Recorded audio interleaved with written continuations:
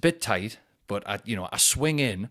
I've only been driving for 2.5 years. And there's this like old lady, well, not old lady because she's active. She's got like a blue yoga mat in her car. So I know she's getting ready to go and do yoga. So I just need to make sure I'm in, and then I can straighten up and I can take as many goes as I like. So I'm in there, and she was proper like looking over our dashboard. And I just said, is everything all right?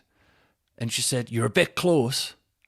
I went, right. I mean, by definition, if I'm a bit close, like, so is she. And I just give her a little wave as she was coming down the stairs. I'm there with Lily, and I just said, hey, sorry about before. Now, I'm meeting you halfway there, Jan, right? I'm meeting you halfway. And what did Jan do? She kind of just looked at us, and she just like, it was a dismissive tut, was the best way to describe it. She looked at us, she went, I try to be Mr. Nice Guy. I try to do the right thing. I would like to now, here, Jan, formally withdraw that apology. I never meant it to begin with as well. I hope you get scammed. That's what I hope. Because I've been through that. I hope it's like a Watchdog level. I hope you get scammed to the point where you have to go on Watchdog. I bet you're the type of person, you got your house 50 years ago when it was like a $5,000. And then you still, on Christmas Day, I bet you bang out, when I was 20, interest rates were 15%. Aye! But your house was a fucking $5. And do you know who you're saying that to as well, Jan? I've thought about this as well. You're saying that to one of your 2 kids. That's right. You've got 2 kids. You've got a son and a daughter. I'd say about 33 and 30. Now, your 33-year-old daughter, she lives in France, right? And your son, I bet he lives in Exeter. They both live as far away from Newcastle as possible because they can't stand to be anywhere near you, Jan. And that's your kids. Jan, that's your kids. They do alternate years because the thought of seeing you once a year is horrendous. They have to, space it out. They do alternate years. Even though it would be better for both your kids to, do it at the same time so it's sharing all of the pressure and it's sharing all of the negativity. But no, your kids have had a discussion and they would rather do one does one Christmas and get all the shit and then the other one, because at least then you get a year off. And that's you and your son and his family, or you and your daughter and their family. And they come up Christmas Eve and they cannot wait to leave on Boxing Day. They cannot wait. And that's just you as well, because your husband's gone. I'll tell you that now. Your husband, I can tell from that. You and your husband have either broken up, you couldn't stand each other for years, or he's already passed. And if he has passed, let's be honest, cards on the table. Cards on the table.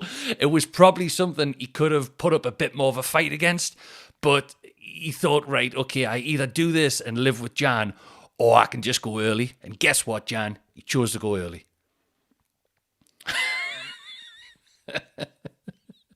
That's your husband. That's Clive. Clive's gone.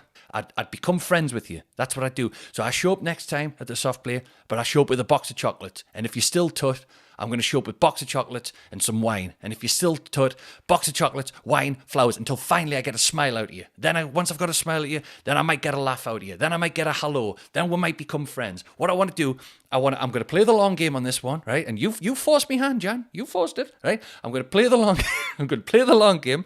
I'm going to become so pally with you. I'm going to overwhelm you with kindness and be your friend to the point where when you pass, it will not be considered unusual to invite me to your funeral, right? So, and then once I'm at your funeral, guess what? I know where you're buried.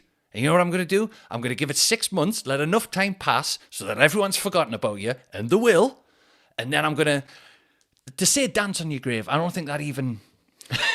that implies that there's like any joy attached to you or your life whatsoever.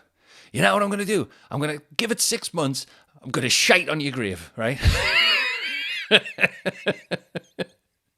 I'm going to shite on your grave, right? And I'll make sure it's a manky one as well. I'll make sure it's a rank one. Not just like a normal, like calls on a good diet shite. No, I'm going to do like a, just like I'll go on a full, what I'll do me turkey burgers. I'll do me turkey burgers and me guacamole. And I'll put a load of chili, garlic, and I'll have a nice big lunch. And I'll enjoy it all the more because I know where it's going. I'll have a nice big lunch because I know where it's going. It's going straight on your grave, right? And it'll be like a manky one. It'll not just be like it'll be like a whah. Do you know what I mean? Like you've just had a curry, like a whaa, like a. I'm gonna do a little sprinkler system on you, on you, on your.